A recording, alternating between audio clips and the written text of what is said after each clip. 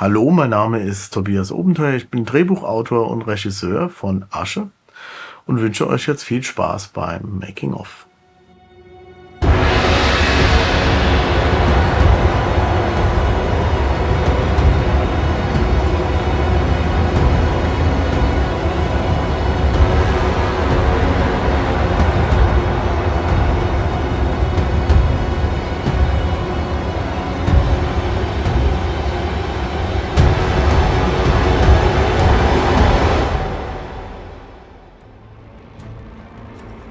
Der Umfang an Statisten, den wir vor Ort hatten, dass Presse da war, die verschiedenen Locations, wenn du das am Ende hörst, wie viel das war, wird dir das, glaube ich, auch erst, wenn du es hörst, so wirklich bewusst. Ja, also ich bin sehr erstaunt, wie professionell alles abgelaufen ist, weil wir ja im Prinzip hier von der Independence-Geschichte sprechen oder Produktion sprechen. Und mit so viel Manpower hinter der Kamera und mit so vielen Statisten vor der Kamera, da kann sich manch große Produktion, die auch gefördert wird, eine Scheibe von abschneiden. Ne? Also jetzt habe ich mal gesehen, wie es funktionieren kann. Von den Drehzeiten her, von der Planung, Catering, von der Kommunikation allgemein. Da sind jetzt meine Standards schon gestiegen, würde ich sagen. Erachtlich. Also das ist schon eine große Leistung, da auch so eine Aufmerksamkeit zu bekommen. Und was ich ja auch dazu sagen muss, auch die Drehorte, die da waren, das war schon auch spektakulär. Das fand ich das Coole an dieser Produktion. Dadurch, dass sie zwar low budget war, hat sie viel Wert gelegt, um zum Beispiel jetzt Statisten zu besorgen und einfach mal eine Szene mit viel Leben zu füllen.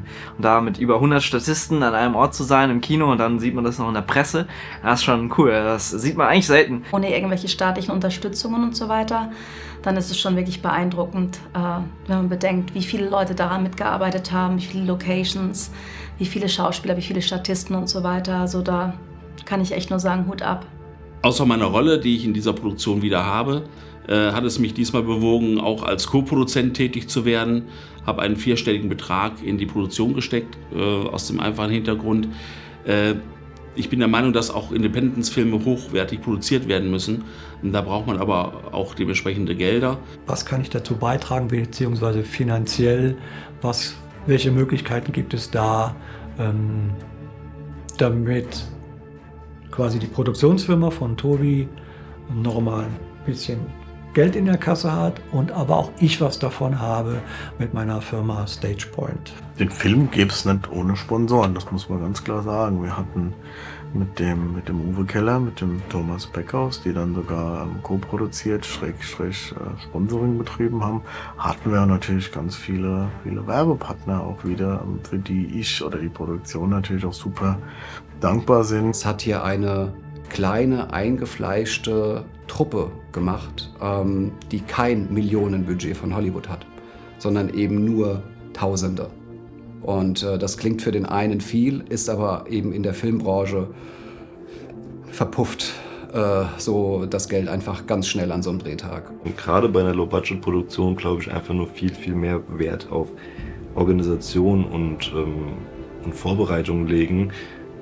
Und die Leute gut auswählen, vor allem, damit die auch für wenig Geld trotzdem Bock haben, da was Gutes draus zu machen. Und das würde ich jetzt mal sagen, das hat in der Produktion extrem gut funktioniert eigentlich. Was kann ich im Rahmen der Möglichkeiten machen?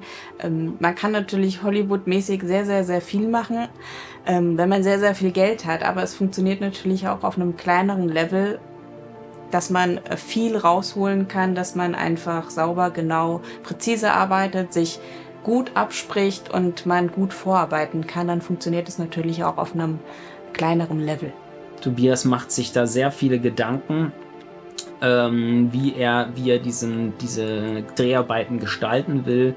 Und damit setzt er sich auch ab von anderen Low-Budget-Projekten. Insgesamt die ganze Arbeit und was ich so mitkriege jetzt auch im Nachhinein, wie viel Liebe und Zeit und Energie in den Film gesteckt wird. Und wie dahinter Tobias ist aber eben die ganze Crew. So ein großes Zusammenarbeiten, das ist völlig egal, ob du dann Richtung Ton, Richtung Make-up, Special Effects guckst. Also danke nochmal an alle, die das Projekt überhaupt nur irgendwie möglich gemacht haben. Aber ich bin der Überzeugung, dass das halt wirklich ein Ding war, wo man sich auch mal wieder was getraut hat.